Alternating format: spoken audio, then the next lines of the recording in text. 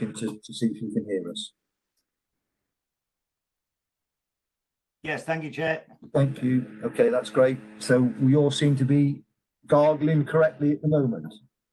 Right, okay, so the minutes are all okay. So I want to move the presentation of the Golden Valley project forward.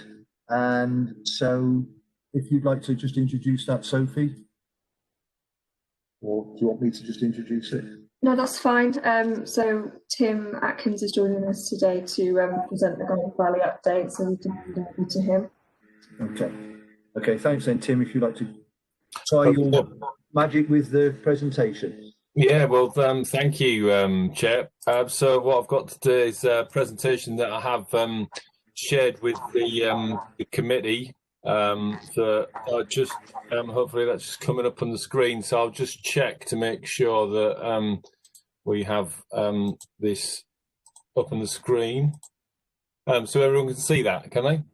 Excellent. I can see Sophie nodding. Brilliant. Right. Okay. So did a presentation to Growth Committee. So this is just giving us a background to we put a proposal in for some funding to help us move this project forward, but also try to uncover sort of what the economic benefits to the county would be.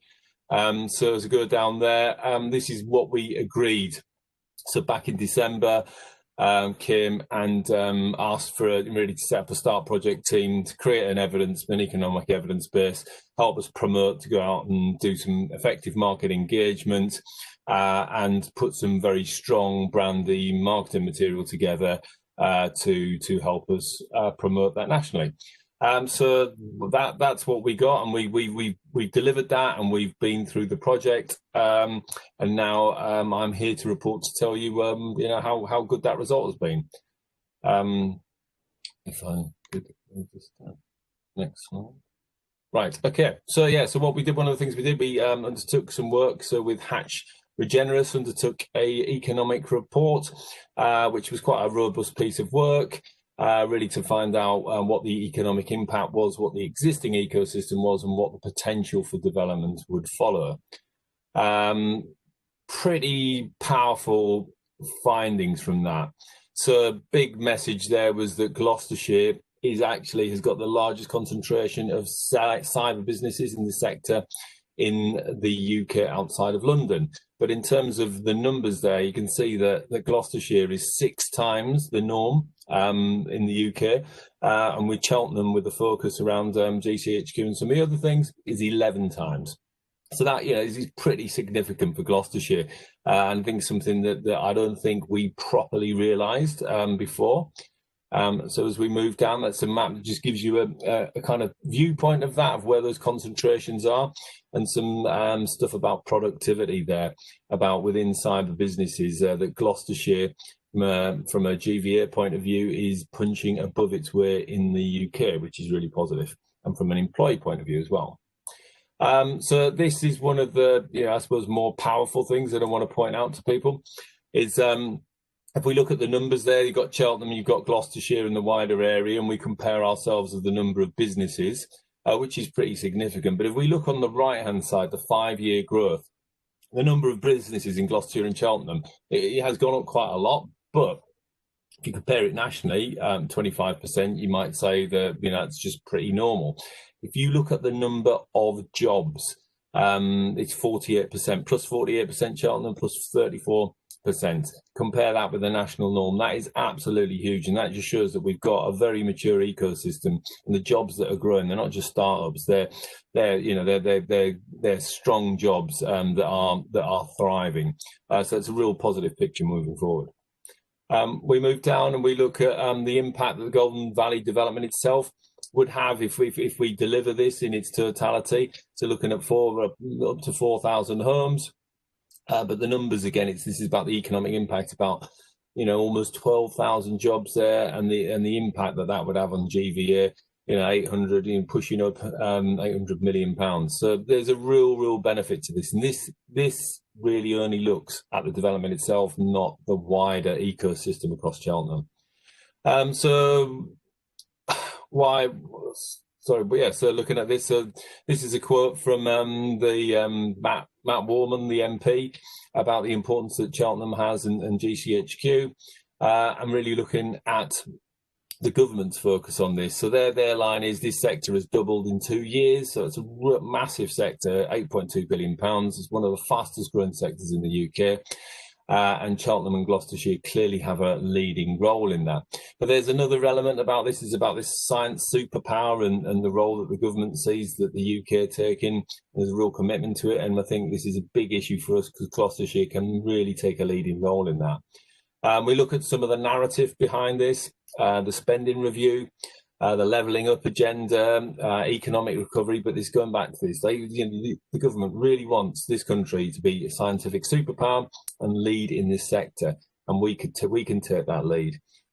This is repeated in the industrial strategy, the integrated review for defence and security, and the cyber security strategy as well. And also possibly you've seen the UK R&D, so research and development roadmap. Again, the same themes about innovation, science and technology are repeated there. So vision that we came up with, so this, you may have seen this before, which is just an image of integrated development. It doesn't want to be an urban extension, it needs to be something special. So this is why Cheltenham and others have gone around to try and invest into this, and we've got support from the County Council, we've got support from Tewkesbury Borough Council, people buying into this. So there's been a concerted effort to try and make this something special. And as you can see, to get your bearings there, you can see GCHQ down there at the bottom left corner. What have we done? So the idea that we a development framework, and this is a planning document. So we've created an SPD which raises the bar for planning, basically, because quite often if you just normally use planning policies, you won't achieve a lot. So we've put a lot of effort into this with Tewkesbury to actually get a strong planning framework, and it's also been identified as one of Homes England's garden communities, which gives us a strong starting point. Other things, Western Gateway cyber plays an important role, as we do in the Western Gateway, and our role within this is growing. And I think one of the things we'll find, the more that we understand about the role of cyber that Gloucestershire has, the stronger the role we can have and influence we can have within the Western Gateway. Other elements going on, so this is a thing called Digital Nation, which is cutting across the country to see how people can link together. And once again, if we look in this, Cheltenham and Gloucester are an important part in this, in that cyber ecosystem. So we are getting national credit for this. So what did we do? So I suppose, unfortunately, to start with, just as we were about to launch this and we put together our marketing tools, we were working with the DIT to go to MIPIM to launch the Golden Valley to find a development partner. But this was in March, and obviously MIPIM didn't happen. Coronavirus hit us, and we had to think of a slightly different strategy. But with a very powerful video that hopefully members have seen. I was going to show it today, but WebEx isn't the greatest for showing videos and sharing videos. So what I think we'll do is probably share the link with people to watch it afterwards in their own time. It's only 2 minutes, but we put a very prestigious campaign forward, and that was really helped by the money that the committee put together, because we managed to really sort of raise the bar there, and we had a very successful launch. So what was that launch about, and what are we offering? So this is the ecosystem and the value proposition in Cheltenham, and it's not just Cheltenham, it's what surrounds it in Gloucestershire, because it is wider than that. And there's the 5 elements. I'm just going to quickly talk you through this. This is the kind of attractor of why we're so special. Firstly, GCHQ, it's the home of the National Cyber Security Centre. It's got over 6,000 employees. It's growing. If we look at what's going on with the spending review, this is a growing world of which people are working in. And we've got the relationship with 19 universities who are cyber aces, who specialise in cyber. So that's, has a real big impact on our local economy. We look at the ecosystem, the extensive ecosystem, and this is some of the stuff that we did with the Hatch report, really unpicking what's actually here in the ground. And there are some jaw-dropping names in and around Cheltenham and Gloucestershire, real significant primes in the tech sector. And they're now becoming very interested in what's being proposed, and everybody's now wanting to have a conversation with us about investment. So these are people like we've got IBM, Microsoft, the biggest names in this world. They're all here. We look at the innovation around us and the opportunities for academia and talent. Again, if we look a little bit bigger, a little bit wider than just our own surroundings, there is a lot going on in relatively short space, this distance away. We've got 19 universities within 75 minutes drive. 5 of those are cyber races, and a lot of these are hearts of academia and innovation. We look at the site, so I've just pictured there, you see the site in blue, that's the 200 hectare site, of which Cheltenham Borough Councils own 45 hectares of that. But we look around it and we've got a motorway with 2 junctions, we've got an airport, we've got a mainline railway station, and the A40 and other links. So it's a very, very well located site. So to put together a flagship scheme, this is a good place to be. And connectivity, and sometimes I do think we talk ourselves down a little bit sometimes, because actually I've pieced together, you can get direct train from Gloucester or Cheltenham to all of those places, and quite a lot of them you can get to within 2 hours. So we are seriously well connected on the train here, and sometimes I don't think we really realise that. So the leadership, this is another important thing. If you're looking for a development partner or you're looking for people to invest, well, where's the leadership? Well, locally, we've got quite a lot. The government has significantly invested into this. Cheltenham Borough Council spent £37 million on 45 hectares of land. The LEP have invested £22 million, of which the County Council are currently out there delivering for us. And we've got the massive HIF bid that we got in there for £220 million for Junction 10, which is a massive boost, not just to this project, but to the county. And we've also, between us and Tewkesbury councils, agreed to use CPO powers if we need them. So there is a real big investment there in leadership, and that's really having a positive effect with people's keenness to come and invest. So this side's going to just look at scale, and this is just quite interesting because again, sometimes I don't think we can achieve some of the things that we might be able to locally. Golden Valley, that's 200 hectares. You compare that with the City of London, the Olympic Village, MITS down there, Massachusetts Institute of Technology, and the University of Manchester. These are comparative scales, so opportunity is significant. And just to give us a thought about the world, the art of the possible, that's Silicon Valley in 1938. Hewlett Packard, I think, started from this spot. This is what it looks like today. The opportunity is significant, but I think the bit I really want to just flick through now is what's so special? What are we offering as part of this development? So I'm going to take you through the honeypot, the bit that's special, the bit that can create this flagship. So we start off with bringing some of the innovation activities that go within GCHQ. They're currently, I suppose we can describe it as they're not seen and they're not accessible to many people. We bring those together with some of that academic knowledge and specialism, and then we bring business in to help them turn this into commercial solutions. And then we create a special space for that. That is something which really can make a difference and be a great attractor to other businesses.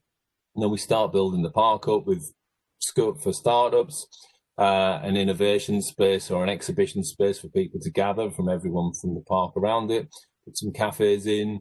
We're thinking of the potential of an attraction here, National Spy Museum, something that's a real attraction to something which is very relevant, because a lot of the stuff of this actually sits in GCHQ, and people only get to visit, I think, once a year. So that's got a real potential interest for Cheltenham. And then we start looking at the skills and talents opportunities and training, and then we start building in some of the bigger companies that we spoke about earlier to bring probably more floor space and potential opportunities for HQs. So that is that's the real attractor, which we don't think anyone in the UK could challenge us with, because we're really the only people who can deliver that. And we look at the impact over the last 6 months since we've been doing this work. One of the big things that through the LEP, and I think Mally's on the call, so she could probably nod to this, is that when we got the bids in for that fund that was launched a few months ago, 4 out of the 5 schemes that were funded had digital and fibre very much involved in them. And I think something like 12 out of the 16 bids that were put in all together, all were focused around the digital and cyber sector. So this has had a big, big impact. We see the development coming forward in the King's Quarter, the Forum, which is focused. There's a clear focus around digital and cyber, and we see the stuff that's going on in the Western Gateway. This is really, people are really beginning to see the influence that cyber has on our county and its economic growth potential. Just give you a very quick example of the scheme that we're promoting, that we're very pleased to have the funding from the Get Building Better Fund. £3.1 million for a little car park, underutilised car park right in the heart of Cheltenham.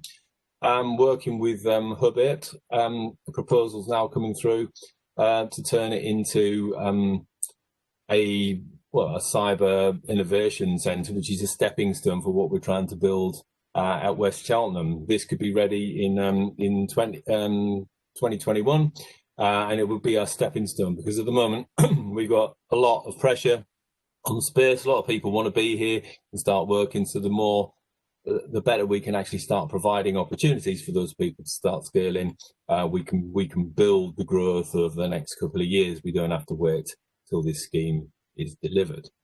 So what does this mean for Gloucestershire? We'll say some of the facts. I think there's been almost what I described as an invisible growth, 4,000 plus jobs, and probably in this sector, and we're not entirely aware of what, the strength of this. The fact that the sector has grown by so much, and this real opportunity that we can potentially be leading this for the UK. Cyber Central is obviously the big thing, that if we get it right, we create that sort of flagship opportunity there, that could really have a massive impact. And it's not just about the development in Cheltenham. There's a whole bundle of things that are going on around the county, which everybody is linked into, and they all want to grow. So we could use this as a real county-wide attractor. So linking in, this is just a diagram that shows some of the stuff that we've now started unpicking and working with different parts of the sector and bringing them all together with the cyber leadership board that we've created.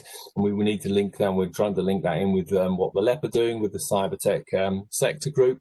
And one of the proposals that we're bringing here is to say, well, let's take this a next step and let's get a bit of resource behind this and properly coordinate this and drive it forward to our betterment.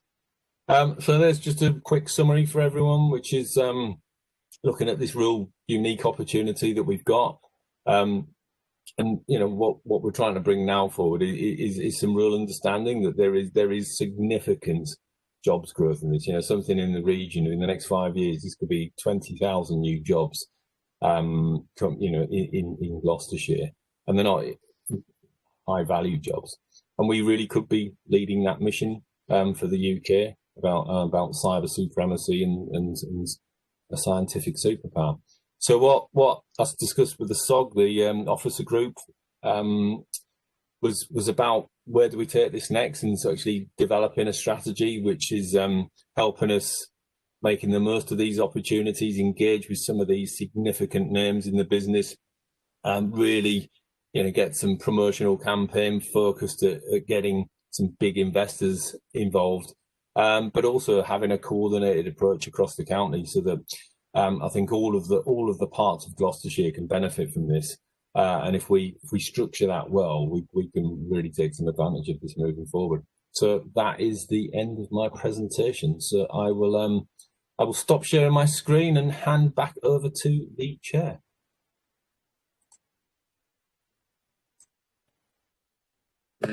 Thank you very much, Tim.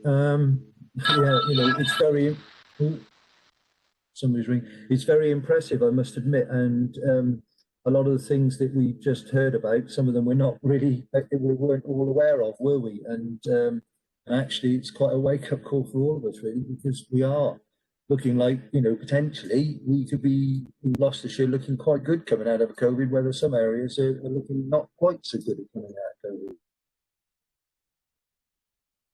So actually, well done. Tim, to the committee, Tim needs to be gone by 2:30, so if we don't get through all the questions, we have a few, we will take them and send them through in writing to the committee afterwards. It's via Sophie. So I'll start with the first person on my list, which is Paul McCluskey. Thank you, Chair.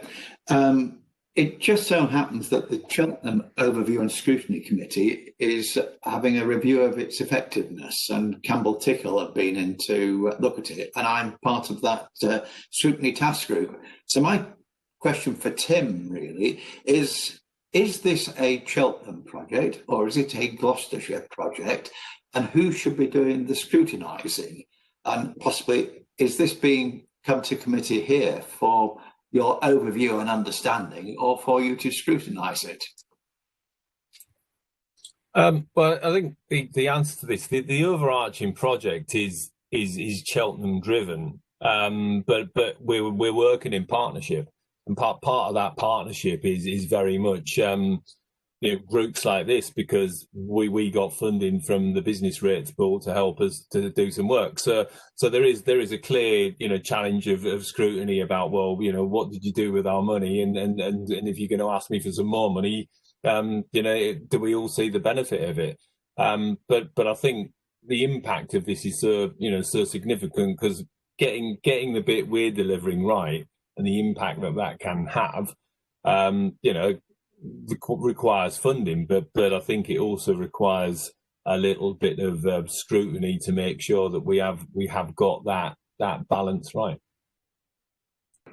No, thank you. I don't disagree with you. I think the answer to the question, Paul, a little bit is all of us, really, because obviously I know Tewkesbury scrutinise it a little bit as well because it comes within our borough. So I think it's a collection of all of us. So I think it just carries on as it does, and we all scrutinise. Kate. Yeah, thank you, Chair. I've got two areas of question. First is about the sort of lifestyle and climate impacts of this development. So one of the things we've learned over the past year is about the need for people to have the facilities to work from home and the connectivity to do that. So it's something I've had issues with this week. And also the idea that perhaps people aren't as comfortable with travelling to work as they used to be and travelling into work. So what's the housing offer in this? Are we building a community, or are we going to be relying on the housing offer that's being built up as part of the joint core strategy? And what can we do to build up that connectivity so people can, for example, have those informal spaces to meet with colleagues or other people in the sector that aren't necessarily going to be big office blocks anymore? I think that there might be a bit of pushback against that. So that's my first question. My second question relates to the slide where it says we're talking to academia. I'd really like some understanding of what that means in terms of the kind of institutions we're talking to, and how we bring a path through a top class, a world class education in Gloucestershire that's going to feed the skills needs of that cyber community. Because I think we've all seen recently GCHQ setting up a campus in Manchester, because Manchester churns out not dozens of graduates every year with the right skills, but hundreds, if not thousands. And I just want to see where we are as a county in having the educational side there as well. Thank you. Okay, I'll try and give that a go. Right, so firstly, the changing world that we live in. So when we went to launch this, obviously we're a bit nervous because the world was in a very strange place in April. But we took some market soundings and we became quite positive about the reaction that we got, because this is an industry that's growing at the moment significantly because of COVID. The pressure, we're doing things like this. It involves tech, the risk to people, the need for everyone to expand and have that capacity is growing. But there's also behind that the need to actually, I think all of us who work from home realise it's very difficult to do innovative things and collaborate and have that engagement and bounce ideas off people, and quite often you can't do that sitting in your bedroom. And I think there's a real view of the market that if you're working in an innovative industry, we need to create, great spaces for people to come and work in. Now, I think the challenge is that there may end up being office space that people will never fill again or won't fill in the way that they did. But I think there's still a demand for something which is of high quality and is focused around a kind of a pioneering focus. So that's what we're trying to create. And we've already got a number of key tenants that I can't disclose, but very important tenants who already want to be part of this because they believe in that. So I feel there is real commercial merit in what we're doing, but it's not creating just some random offices. Absolutely not.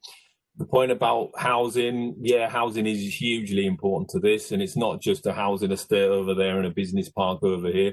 It's integrated development, and if we get this right, it will be something that we probably never did deliver before, because we're trying to focus it around the need to attract young people, and this is very much relevant to your second point, which is about drawing in young people, encouraging them maybe not to go away and decide to go to Manchester, and thinking that there are opportunities here for them, and there's also housing here for them. And one of the things that I think you've seen on one of the slides, we've made a commitment to commit up to almost £200 million for housing, and one of those drivers will be, how do we make housing more attractive to young people? It's like houses in multiple occupation. How can we provide standards and a bit of security that makes that something which is attractive to young people? And so that's very much of our focus. So it is really important that we get that engagement right, and this is an attractor, because we are competing against other cities. We know that. You look at all our the SEP, the drafted industrial strategy, all of that. We're very, very much aware of that challenge, but I think we can use this to our advantage. If I could just come back briefly, so are we engaging with the kind of institutions who can give us that academic weight? Or Yes. So because you can't get those qualifications and that experience here at the moment. Yeah, so we're engaged with a wide range of universities. So there's the Wales and West team who put in a bid through the Strengthening Places bid. So that was Bristol, Bath, and Cardiff. There's also a number of other universities that we're working with. So UWE are working with a local college here, and they're very much linked into cyber. And there are others. I said these cyber races. There are 5 in the locality that GCHQ and NTSC work with very closely. They will be very much linked into this. So it would be an offer, but it would also be working with our university, because part of this is making them part of the solution as well. So it's not just relying on them solely, but linking them in with the specialisms elsewhere. So the vision, if we achieve it, is that we would have a much strengthened academic offer. Okay, thanks for that, Simon. Thanks. Yes. No. Excellent presentation. Really encouraging. But just a few observations, really. Picking up on something that Kate also said. But first off, your use of areas of comparison to the City of London and those, very interesting. But I have to say, they are surrounded by much greater development. And if we genuinely want to make this Golden Valley Cyber Central, we are going to have to work with the other surrounding authorities to make something much bigger, much more attractive, in my opinion, because it will be that spin-off that's really important. So it will be some quite dramatic changes, I think, in planning and thinking about development in that central area of Gloucestershire. I think that's really important. But also, just picking up on what Kate said, to be different and attract big companies, Microsoft is already carbon zero and is aiming to be actually suck up the carbon it's always created since it started. So we've actually got to do something really very different, and there was no mention of it being a carbon zero development, and that strikes me from a marketing point of view as a real failure. And also, just picking up on the survey that the LET did from the industrial strategy of the young people, number one, climate change. Number two, green spaces and that type of development. Number three, the ability to get about without a car easily. I mean, a link to the station that's easy by a cycle route to start with would be clearly a number one. So I think we need to think bigger, and we also need to think beyond what it is. And the type of housing, I think I completely agree. We do need to be creating very different communities. It's got to be better than the developments around King's Cross with Google and everybody else, which is a really fantastic development, I have to admit. But if we're going to make that next leap, I think we need to go much, much further. Yeah, okay. It's not like I don't disagree with anything you've said there. Also, I've given you a bit of a sort of a pre-seed version of it to keep within the time limits of the elements. One of the objectives is very much about carbon neutrality and possibly pushing that further. So we know that we will not get the investors and the type of tenants that we want and the standard of this park if it's anything less than that. But it's just at the moment so when we've gone out to the market, we've made that very clear to the potential bidders that's the sort of place that we're looking to create. Whether we get all the things, whether the commercials can make all of this happen, I hope they can. But we've got a lot of challenges. The idea of us developing something like that doesn't allow for car movements or very limited car movements. The way that our planning standards are, and as the Highways Authority, and this is something quite challenging and new for us. I don't think anyone's saying no to it, but I think some of it we're going into slightly uncharted waters. So I think some of this we've got to see how it pans out. But I would definitely say that is the ambition. There isn't anything you said there, Simon, that isn't part of that vision. And I think the more people who can get behind it and give us that support to try and make it happen, the more likely it is that it will happen. I think the key word you said there, we're into uncharted waters. I think that will make the difference if we want to make a success of it. It's got to go into uncharted waters, and we've not got to sort of hold back.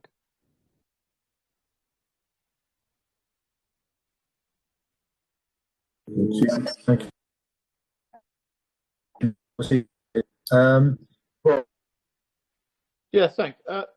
It all looks very good, actually. So I think in that sense it stacks up as something very positive for the county. And I'm sure the ripple effect will work across the whole of the county. So I think there will be something in it for everybody. The only sort of nagging doubt in my mind is the fact that cyber is very global. I mean, we already have cyber attacks all over the world, and the expertise is very global. So bearing in mind the recent effect of COVID, where everybody suddenly found that they don't have to congregate in one place, they can all work from their homes, and have done it very successfully.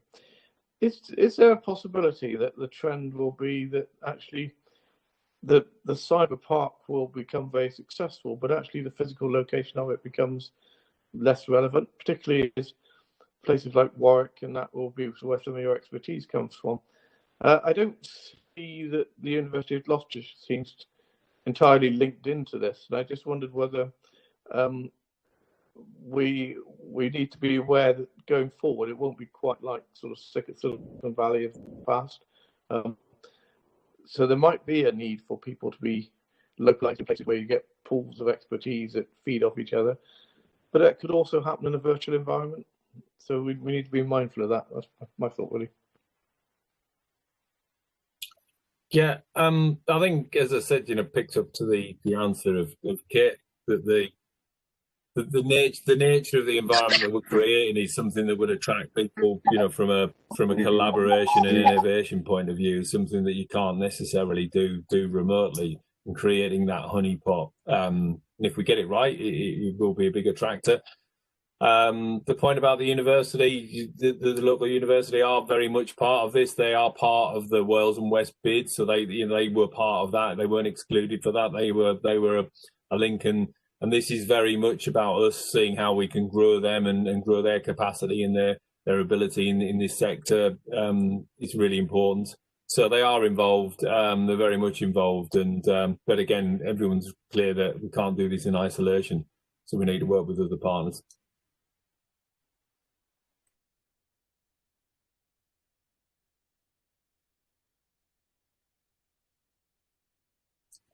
Chair, I need to go quite shortly. So do you want me to is there any one last burning question, or I'm happy to respond to you in writing or anything if there's anything else. Okay, thanks for that. So Ben, you're the last one I've got. Jen. Yeah, thanks, list. Chair.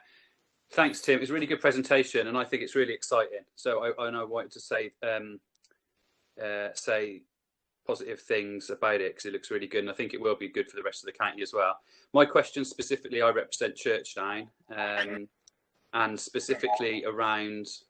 We've just got Ben Evans. Oh, hello. What's happened there? I think Kevin's on a bit of a delay. Yeah.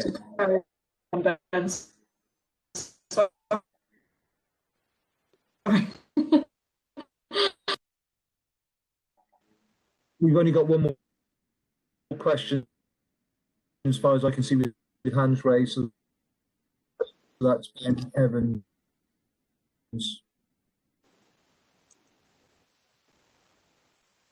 Shall I go ahead and ask Tim a question? And then if there's another Ben Evans, I'll fight him for it at a later date. Sophie, can you hear me? Kevin's gone completely now. Yeah. So, Tim, I represent Churchdown. We're obviously very interested in what happens here because it's going to affect both property and transport very much in the village. There's already a lot of development going on. I wanted to ask about the board who are overseeing this. You said earlier on it's a Cheltenham project, which is great that Cheltenham are driving it, and it's a feather in your cap to do that. But how does the wider county input into that? What is the sort of delivery board? What does it look like? Because for people like us, it really, for a village like ours, which is just down the road, it really is important that things like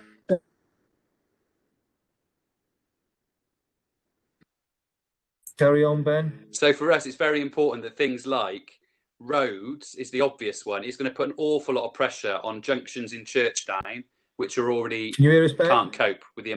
I'm going to give up. But Ben, I think I can. So I think what we've got to do is just push through the delay that's coming. I think from Sophie and Kevin. So we will just do that. So I'll get the gist of your question. So firstly, I have a project board which is very much about Cheltenham, the investment it's made, and making sure that we do things correctly. I've got another board which is a joint partnership board because the site is half Tewkesbury, half Cheltenham. We're leading on it on behalf of Tewkesbury, and we're working it together. On that board, Patrick's a member of the board.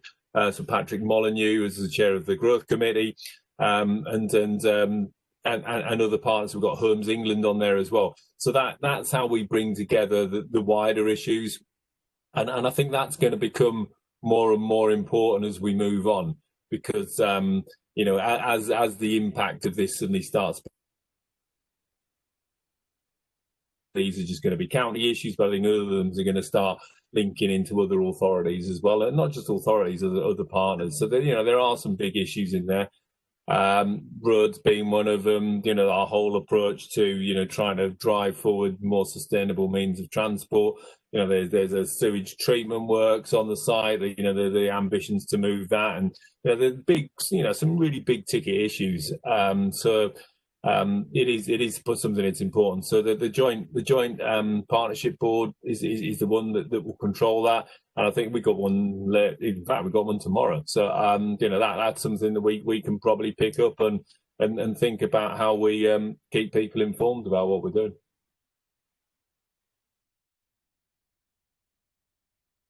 So you might have to find the vice chair because I'm not sure if you're still around.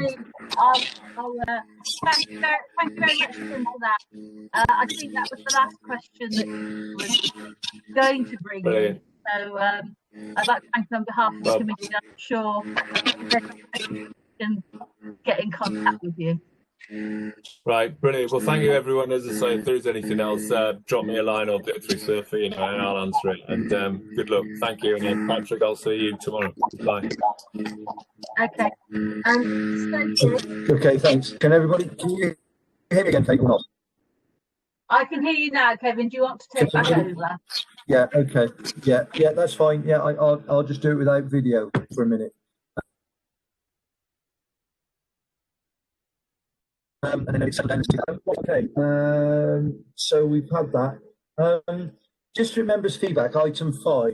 The reason this is on the agenda and to stay on the agenda is because what we're hoping to do, from the feedback questionnaire that we had, some of the members obviously wanted us to go visiting out again. Well, obviously at the moment we can't do that, and actually it's very officer draining. So what we wanted to try and do was do this, where hopefully local members feed back to their own councils about this meeting, and when they feed back to their own councils, as in, for instance, Tewkesbury Borough do it through their scrutiny committee, any questions that are asked from that council, the whole idea of this section is for them to be able to then come back and ask questions from the district, so we actually still try and keep the dialogue going.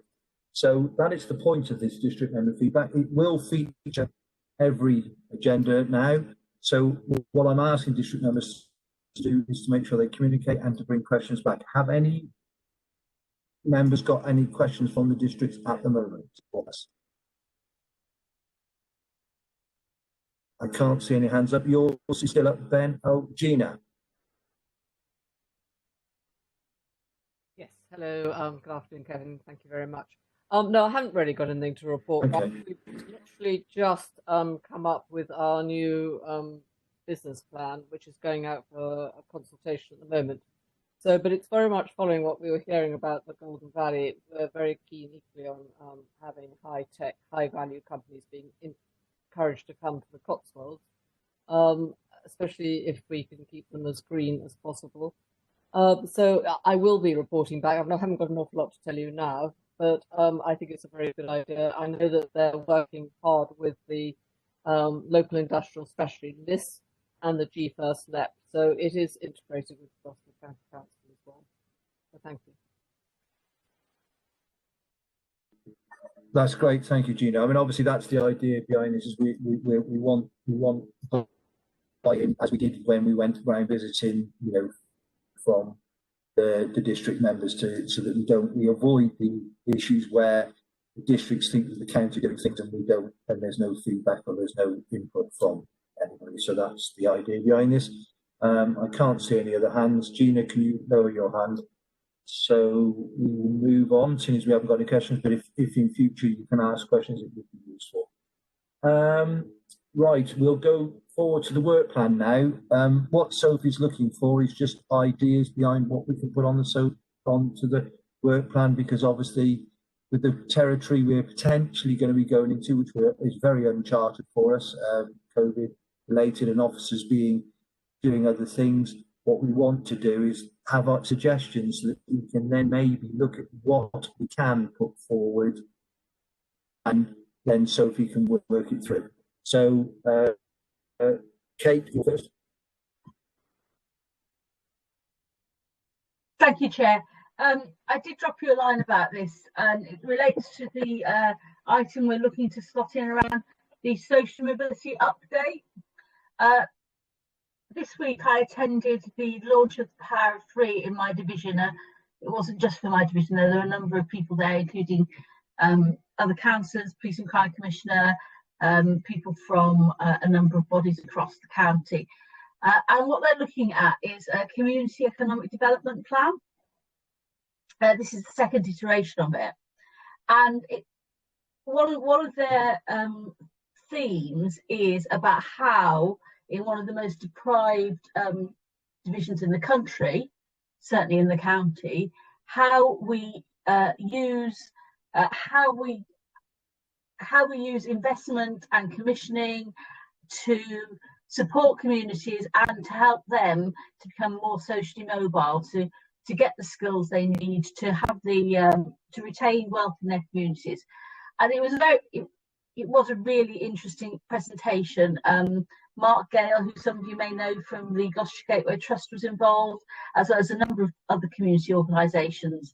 And I just wondered if we're going to start off a discussion about social mobility and how we really change things and what we as a county can do, what the LEP can do, whether it would be useful to have that fairly short presentation at an upcoming meeting and use that to decide whether we as a committee want to use that to inform, you know, what councils can do to support communities in their ambitions around social mobility.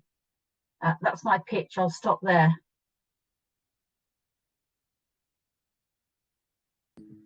Yeah, okay. I'm going to make a suggestion so we can get Sophie to look into that and to speak to you about it, and then we can look at maybe future items, because we were going to bring social mobility back anyway, so it looks like to see how we can put a bit more meat on the bones with that one. Yes. Brian? Yes, thank you, Chair. Couple of points I wanted to pick up, really linking to the work plan, which really come out of the COVID experience we've got. It seems to me we've already got a rise in unemployment, particularly among young people. So we perhaps need to be getting a handle on what that's going to be doing to our economic development opportunities, because they're key to our future. And if we're not giving them the right development, that's going to be come. I like the item we got down for November, which is the carbon neutral housing, but actually transport's also another part of that. Can we not have an update on carbon neutral transport as well? I don't know if that'll come on a different day. So those are the two areas, and I think a third one that really comes into my head is the COVID experience has also upended much of our thoughts about town centres, and so I just wondered if maybe we could get an update on what that means for our future development of reshaping of town centres to align with changes that are coming through, which may not reverse entirely once we get. I mean, some of the smaller towns are actually getting a new type of need that they haven't had for a long time, but other centres it's different. So I think those areas I would like to see on the work plan somewhere.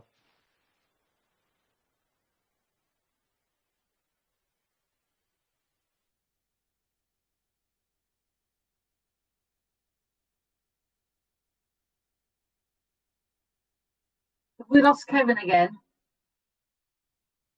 Sophie? I just got his microphone off. Kevin, if you're there, we can't hear you. Okay, did anyone else have anything on the work programme? Or any reaction to those proposals? Oh, right, Kate, I did put my hand up. Can you hear me now? Yes, please, Tina. Yeah. I just Go ahead. would like to see something, all things for agri-tech and sort of rural support. We're very rural in the CDC, and it would. Yes, we can. And so sorry, Kevin. I was just saying that I would like to see some support for this is in the Cotswolds, particularly a very rural area. We actually need to have support in a rural for the agri-tech and for most of the people who are employed around the county are in hospitality. Not sure if we've lost Kevin again, but just to say I've got. Yeah, sorry, if Gina continues and then Can you hear me? Back. Well, I don't know. I think I'd rather give. Anyway, that's something to do more for rural business development, which includes agri-tech, the hospitality sector, and those other parts of the businesses which are involved in rural areas. So thank you. Thank you, Gina. We were going to look at skills and workforce development post-COVID. I think that might well fit in with those themes. So again, we'll ask Sophie to take a look at some of those issues and see who we can Yes, I mean, the important thing is to try and keep more people working locally, so there's less transport, it's greener, otherwise they have to drive in a long way. So I think there's a lot of potential for doing that within the rural economy. Thank you, Tina. Yeah, I mean, can you hear me again now? Yes, can we hear you now? So do you want to just give me a proposal? Yeah. Which I'd say if you look at, so if you want to come back now and start, carry on. Yeah, okay, thank you, Kate. Thanks for taking over. I mean, Sophie has suggested that we take a 5-minute break to let the systems settle down. What do people think about that? Yeah, okay. Yeah, so what do you want us to do then, Soph? Can I just suggest that anyone that's having connection issues, if you log out of the meeting and log back in, and everyone else just turn your videos off. The stream will remain live, so just be aware of that. But if we can just allow people to log out and log back in again, and hopefully it'll settle a bit. It's 2:26 now, so can we reconvene at 2:30? Yeah. Okay. Thank you. Sophie, presumably you can still hear me, although you can't see me. It's been like it's from the beginning. So whether it can't be everyone's individual Wi-Fi and connection. So presumably it's an issue centrally with lots of people using the same thing at the same app at the same time. Like, it's just about manageable. But if it doesn't get any better, I think I'm going to leave because it's really irritating, if nothing else.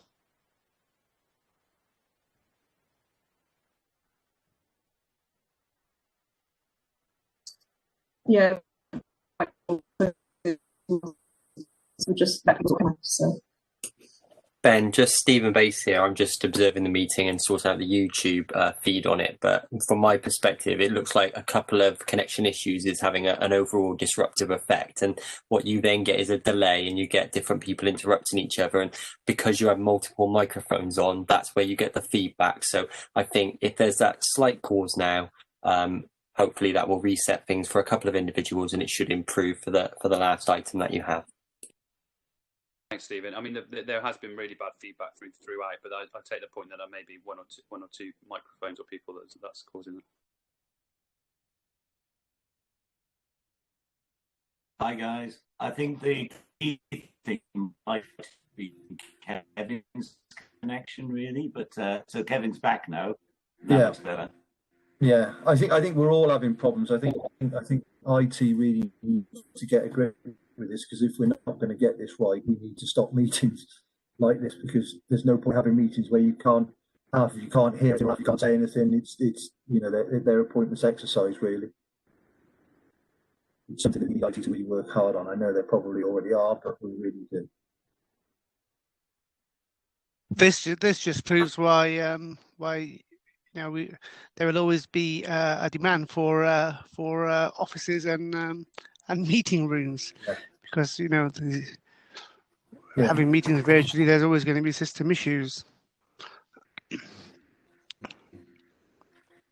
Absolutely right, absolutely right. To be fair, though, I mean, this is the first time it's been this bad, and usually it's been quite good, hasn't it? I mean, I've been to 2 or 3 meetings now. I've been to 2 or 3 meetings, Sarge, where it's been like this before. Yeah. Oh, you're used to it then. Yeah. Unfortunately, yes.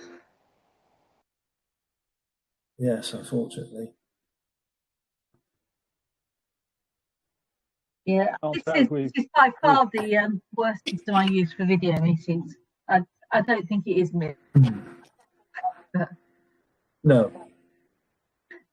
Seems to be particular issues. No. Well, I changed my broadband to try and cope with this. Yeah, I changed my broadband to try and cope with this. I'm on 6 broadband now, and yet I still have the same issues. Yeah. Yeah, I use several other platforms, and this one is the one that has the most consistent bad issues. Yes. Yeah, I would agree. This Cisco one is the worst. I mean, I use Teams and Zoom and Blue Jeans and various other ones, and they all tend to be much better than this. And much more stable. But you know, for some reason, and this is a public meeting. You know, you could have, you know, they are widely used facilities, but you know, something that just works. I believe it's their slogan. Okay, well, I think we're back at 2:30. So right, if we can reconvene. I think the only person that was left to speak on that list was Saj. Did you want to add anything? Thank you, Chair. I was just going to mention on the work plan and possible future items, number 7, regarding the impact of COVID on employment and businesses in the county. Can you hear me? Okay. Yes, hear quite a bit of background noise. It's also worth. I don't know whether this is one for item agenda number 7 or a separate item altogether around future pandemics and future lockdowns and the impact of those on the economy and jobs in the county.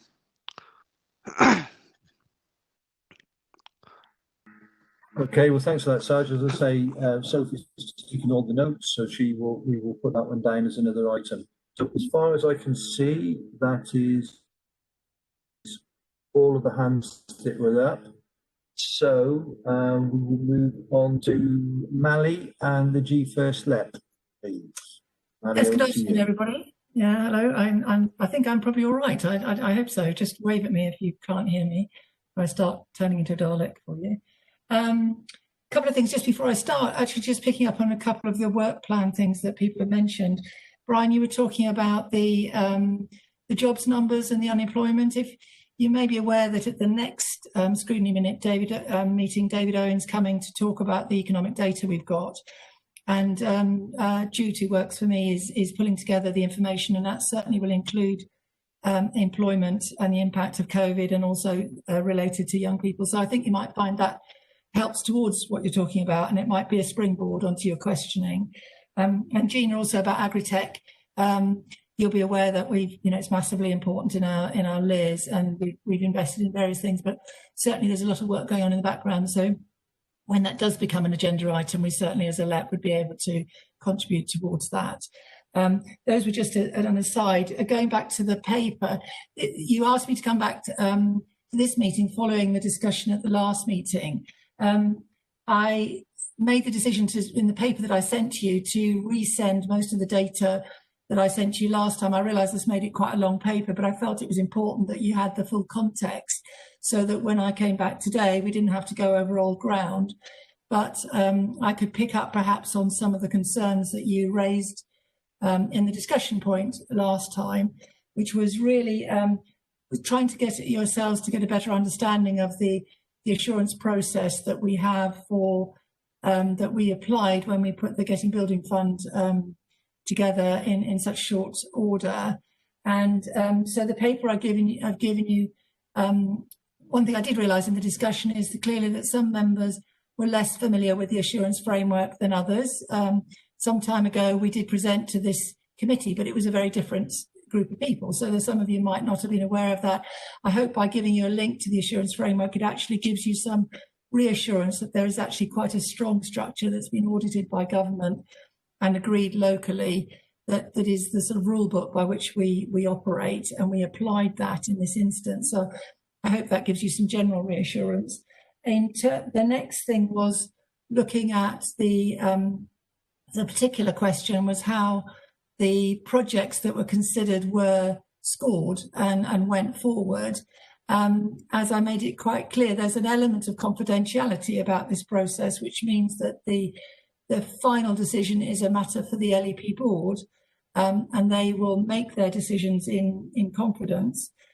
However, they will do it by applying the scoring mechanism. So I thought the best way to help you have a sight of that was firstly to show you where the core metrics came from, which was the assurance framework, and then to give you the scoring mechanism without exact numbers against it, but it was very clearly divided between those metrics that were of high importance and those that were of medium importance.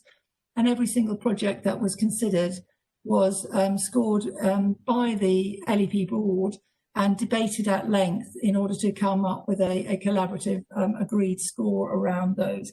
And as you can see by this, we have to remember that this particular fund had some very particular focuses on it, which is why it was applied this way. So the high ones were very much about driving economic growth.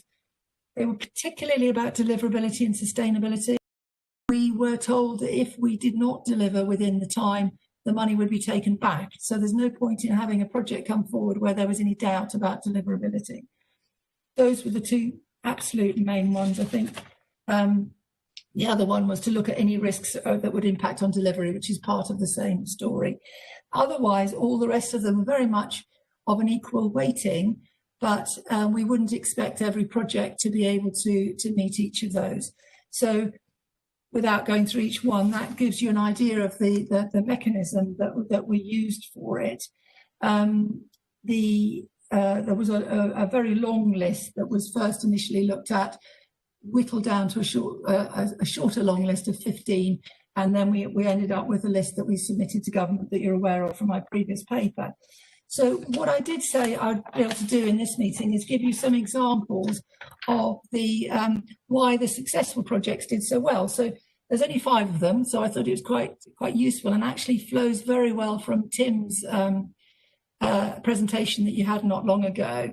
So if we look at, because Tim mentioned it, the Minster Innovation Exchange, the investment in Cheltenham that Tim was talking about, that clearly scored incredibly highly in terms of strategic fit with what's already happening. It works well with other investments. It makes sustainability work very well. I think start to see how that would score so highly for there. It did particularly well on economic growth because it's a wide-ranging project, so it did well on all of those things. Slight risk, it was scored down a little bit. The risk wasn't risk-free because it's a complicated multi-agency site project, but that one you can see why that would come out well. Also, particularly because it's the modular build, is looking at, and Simon will be keen to know, this is very much about the low carbon way that the build will be put together is actually integral to what they're going to do. So in some senses, we're seeing that potentially as an exemplar. In fact, all of these projects, we're asking them to basically put their money where their mouth is in terms of both low carbon and the environment as elements of what they're doing. So that one is related to cyber. As Tim said, there's in terms of skills, which has come up in your conversation quite a lot, the Cirencester College digitation project, which is moving on at a pace now, actually. That's a really exciting one. It's related to skills, but it's also related to that whole story about the whole supply chain of skills from the low end right through. And the college put a very good case about how they would fill the gap in the chain of those skills. So again, you can see how that one would score particularly highly around the context on human capital around the skills one, but also being integrated and therefore helping us to grow the economy. Again, linked to what Tim's saying, if we don't have the young people coming through with those skills in the county, we're going to develop Cyber Central and then have all the talent not be available, not be able to realise that potential. In terms of cyber, a much smaller one was the Gloucestershire College cyber incubation units. That's a fairly mainstream refurbishment. It's not terribly exciting, but it scored well in deliverability. It's just a refurbishment. Those units could be up and running and going very quickly. And it's right next to Cyber Central. So again, very good from a strategic point of view.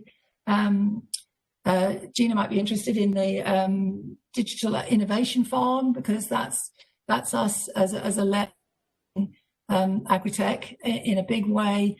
It's obviously not Cotswolds, but it's just over the way, not far from you, but it is the industry and the sector. So again, that one wasn't so much, it is cyber related because there's a cyber element of it. Sorry about the cat. But what it does do is hit very much the strategic aims, very much about deliverability. Hartpury have been excellent to deal with in past And actually the history of whether promoters or organisations have been good on delivery is really important in this context. If we had longer, and we did 5 years ago, we might have been able to take on promoters that were less tested. But if we have to rely on deliverability, if we know that an organisation has delivered very well in the past, as Hartbury has, that really, it does give us comfort. So they scored very highly on that one. Completely different thing, really. If we look at the Construction Education Centre, that's an interesting one which scored so highly. I think, again, perhaps one for Kate to be interested in here, because that's all about looking at the Forest of Dean, where we have a lot of young people with latent potential. And this organisation, which is actually a private organisation, KW Bell, have got a massive strategic commitment to the Forest of Dean and to young people and to skills. And they are actually, as well as getting the funding through the LEP, they're putting considerable amount of their own resources and time and expertise. And, basically they're putting their name against something which is to deliver this whole range of skills within the construction industry. And so from a LEP, that scored very highly strategically in terms of skills, but also in terms of developing an area that had problems. So that's a quick gallop through the main projects so that you can see why they would score so well. I can't obviously go through and particularly name projects that scored less well or where there was a problem. I think I can give it. There's an example. Simon Excel is still here. Yes, he is very aware of. We had a project that was very close to being included in our submission to government, which was a transport project, and scored immensely highly, and we were very keen on. But there was at the point of submission to government, there was a funding gap, and there wasn't a solution to the funding gap. That meant that it was very difficult for us to actually push it forward at that time. So some of this was around timing. That particular project we're still trying to support and hope that we will help it go through in the future. But at the moment in time when we had to submit, we couldn't put our hand on our heart and say, we've got all the money and this will happen. So I think some of the problems where projects were scored down were down to where they were at that moment. So what we will be doing is refreshing our residual lists, both the LEP one and the Countywide one, which is the capital infrastructure pipeline, to make sure that those projects that just missed out now, we can work on where they were weaker, or where it was the timing was a bad thing, and make sure that they are fit to go for whatever comes next. And we don't know what that is. We heard today that there's the next spending review is likely to happen at the end of November, and there might be something in that, but it may be limited because of, for obvious reasons, the amount of capital they're going to throw at us might be slightly curtailed by other commitments. So that's me galloping through a little bit, and I wanted to give you that sort of as a verbal update, really. I also sent in the pack where I was asked about how much guidance we give to projects. I hope, and I did send it to you straight after the last one, but I've included it here, just to give you the template that we provide as a basic template, and then we have conversations with project. We are very clear in what's asked for, and what is sometimes disappointing is the people who send these templates back haven't read it and then don't answer the question. If those projects that take the time to take the guidance and follow it do a lot better because they actually understand what it is we need to know about. So that's probably enough from me at the moment. I'm very happy to take questions, and I probably expect to do so, but I think that's helpful. Obviously, when we mentioned the last meeting that we'd like a bit more information, thank you for sending what you could send through. I know I understand some of it's sensitive, but thank you for sending what you did send through. Have we any questions on what I said? Ben, you have your hand raised. I have it raised virtually and physically in the real world. Yeah, Mally, is a question around the transport scheme. What was the transport scheme you didn't fund, and what was the financial? What was the shortfall? Simon Excel, are you still there? Yes, you are. What I would like to do is ask Simon whether he's prepared to share that with you, because it's probably something. It is a large county-wide scheme, But I wouldn't feel that it's in my role to share that, but I could leave that with Simon. Yeah, Chair, I'm happy to provide information on that. The bid that I put forward on behalf of the County Council was a cycle scheme between Cheltenham and Gloucester. It's not along the A40, it was along the B4063, what I call the Old Cheltenham Road. As Mally said, it scored very highly, but it didn't get on the eventual shortlist for funding. It's still a scheme which my Executive Director, Colin Chick, and myself are very keen on. We are still now working to try and fund the shortfall, which would have come through the LEP through other means. I currently am investigating that to secure the shortfall in money for next financial year through internal county council systems, and I am quietly confident, albeit I know this is a public meeting, that we would secure the money required by April 2021. So I don't know that for sure, that's just my opinion, but I'd certainly be happy to share any further details in relation to the scheme on request. Can I come back, Chair? Thank you. Ben, yeah, you wanted to come back? Is that all right? Yeah, yep. just to really, having listened to the fantastic presentation earlier on around the cyber park, just to really encourage and commend that cycle scheme.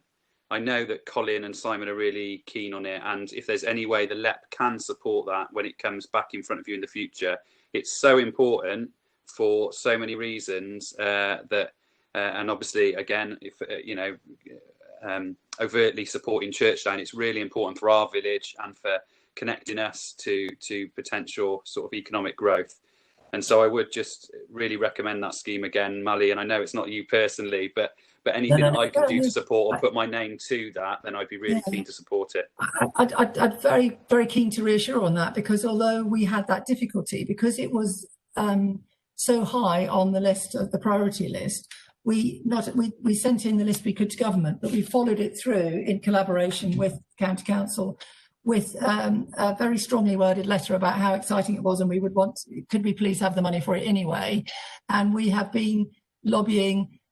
We do this in the background, you know, because we like to punch above our weight. So we knew that there wasn't any way that we could legitimately ask for extra funding, but we still do, because it keeps it on the radar.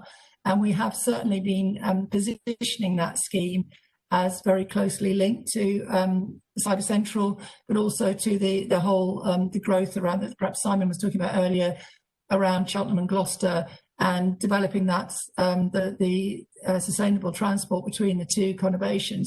So the LEP, we've done some cycle schemes in the past, but in the past they've been more difficult to identify the economic growth and part of that package. In this scheme, we could clearly see that, and the board could clearly see that, which is why it was supportive. And really, there were two fundamental reasons why. One was it really was the funding shortfall. It also was, unfortunately, quite a big shortfall, and also the amount of money that was necessary was quite a large project. It probably would have been, and I'm just trying to look at it now, it would have actually been more than any of the other projects. It would have tipped the scales in terms of how much money was being asked for. That in itself isn't a problem, but it is a challenge. So certainly, Ben, this is definitely on our radar, and we are supporting Simon and his team as best we can to lobby for alternative funding for that. Okay, thank you. Sam, do you want to ask a question?